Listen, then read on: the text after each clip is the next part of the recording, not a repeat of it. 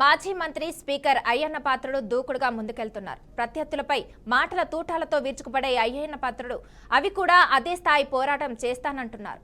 Recent గా ఓ భూ కబ్జా గురించి మంత్రిని వివరణ అడుగుతూ లేఖ రాయడం చర్చనీయాంశంగా మారింది. ఇదే అంశంపై మరింత విశ్లేషణ మా మేనేజింగ్ డైరెక్టర్ రాజేంద్ర అందిస్తారు. Rajendra, over to you. Chintakayala Ayyanna Patrudu ఇవాళ ఆంధ్రప్రదేశ్ అసెంబ్లీకి స్పీకర్గా ఉన్నారు. 1983 నుంచి టీడీపీ పార్టీ ఆవిర్భావం నుంచి ఎన్టీఆర్తో కలిసి నడవడం సుదీర్ఘమైనటువంటి రాజకీయ ప్రయాణం అయింది. ఎన్ని ఇబ్బందులు వచ్చినా, ఎన్ని అవమానాలు జరిగినా ఆయన పార్టీని వదిలేటటువంటి ఆలోచన ఎప్పుడు చేయనటువంటి ఒక దీక్షతో కూడిన రాజకీయం చేసిన నాయకుడు, the most senior politician in the AP, in the TDP party.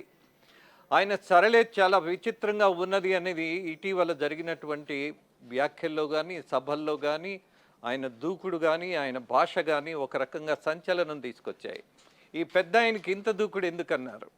నేను వయసులో పెద్దాడినేమో కానీ బుద్ధిలో మాత్రం ఎప్పుడు యోధుడుగానే ఉన్నాను, కుర్రవాడిగానే నేను ఉంటాను. నా ఆలోచన ఎప్పుడు జనం గురించి ఉంటుంది.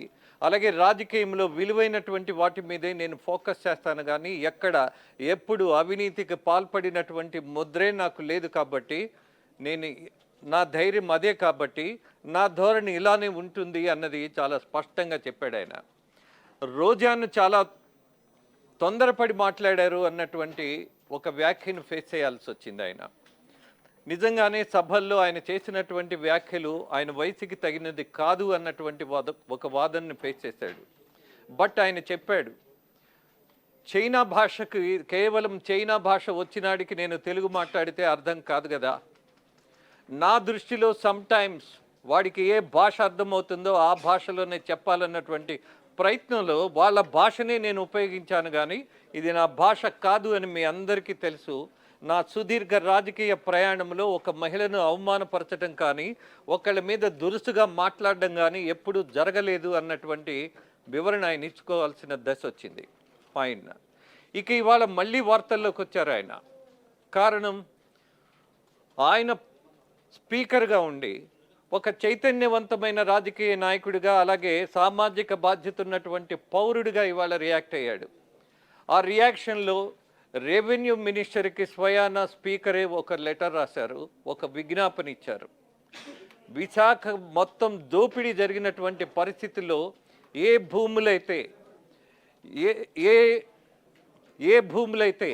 ఏ అధికారులైతే, ఏ నాయకులైతే దోచుకోవడానికి ప్రయత్నించి, అలాగే అనేకమైనటువంటి నిషిద్ధ భూములను కూడా సొంతానికి మార్చేసుకొని మొత్తం అవినీతికి పాల్పడినటువంటి చరిత్ర విశాఖ జిల్లాలో ఉన్నది. కాబట్టి దీని మీద దర్యాప్తు చేయమన్నారు, దీని మీద వివరాలు తీసుకోమన్నారు.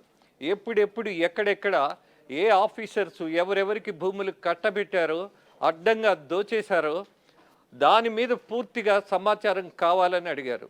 దాంతోపాటు విశాఖ జిల్లాలో ఉన్నటువంటి ప్రధానమైనటువంటి సమస్య ఏమిటి అనంటే, రాజకీయ నాయకులు ఖరీదైన కోట్ల భూముల్ని దోచేసేయడానికి లేని వాళ్ళను సృష్టించారు. స్వాతంత్ర సమరయోధులు అన్నారు. అలాగే మాజీ సైనికుల పేరుతో భూములు సృష్టించి, లేని వాళ్ళ పేరుతో రికార్డులు తీసుకొచ్చి, ఆ రోజున్నటువంటి అమ్మాచులే రెవెన్యూ మినిస్టర్గా కాంగ్రెస్ పార్టీలో ప్రధానంగా ఉన్నటువంటి ఒక నాయకుడు, everybody knows his name, Dharmana Prasadarao. ఆ రోజు ఆయన్ని కట్టడి చేయాల్సి వచ్చింది రాజశేఖర రెడ్డి ముఖ్యమంత్రిగా ఉండి. ఆయన ఒక్కడే కాదు, ఆ ప్రాంతంలో ఉన్నటువంటి అనేక మంది ప్రజాప్రతినిధులు ఖరీదైనటువంటి భూములు కొట్టేసినటువంటి చరిత్ర ఉన్నప్పుడు, గతంలో కూడా ఇదే నాయకుడు అయ్యన్న పాత్రుడు సిట్టు వేయటంలో ప్రధాన పాత్ర వహించారు. ఏ నాయకులు భూములు కొట్టేశారు, అది సొంత పార్టీనా, పక్క పార్టీనా, విపక్షమా, స్వపక్షమా అని ఆలోచించాలి. ఆయన న్యాయం జరగాలి అన్నది ఒక నిర్ణయం తీసుకున్నారు. ఆ నిర్ణయంలో స్పెషల్ ఇన్వెస్టిగేటివ్ టీమ్ని ఆ రోజు ఉన్నటువంటి ముఖ్యమంత్రి, ఆ రోజు ఉన్నటువంటి ప్రభుత్వం, అఫ్కోర్స్ టీడీపీ ముఖ్యమంత్రి ఉన్నారు, టీడీపీ మంత్రులే ఉన్నారు, అయినా ఈయన వెనకడుగు వేల.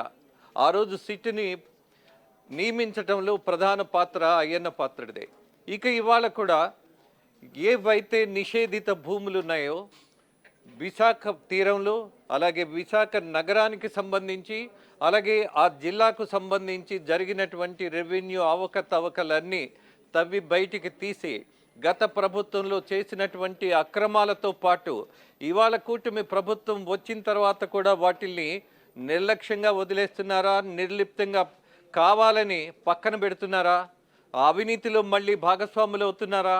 వీటిలన్నిటి మీద ఫోకస్ చేసేటటువంటి దశలో 100% దీని మీద విచారణ జరగాలి, అలాగే వివరణలు సేకరించాలి అని రెవెన్యూ మంత్రికి స్వయాన స్పీకర్ లెటర్ రాయటం it's a good sensation.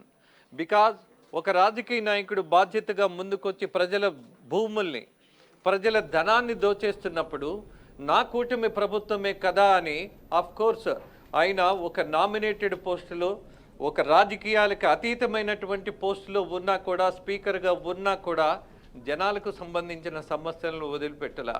Hats off mister Ayyanna Patrudu.